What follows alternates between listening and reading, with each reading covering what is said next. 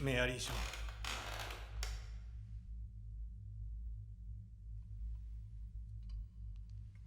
メアリーなんだろう。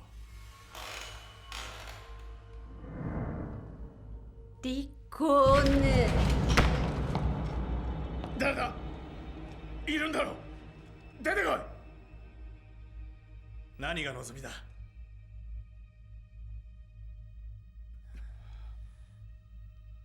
私を黙らせた連中を黙らせてやる。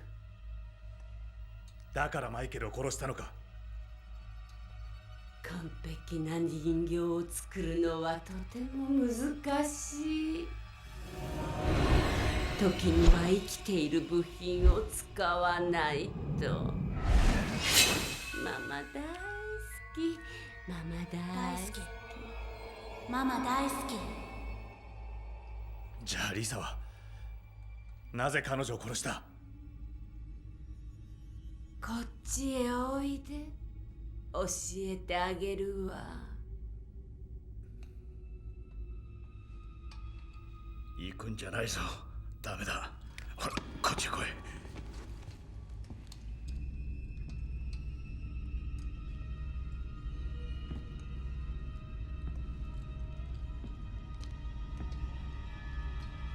い。もっと近くよ。耳打ちしてあげるから。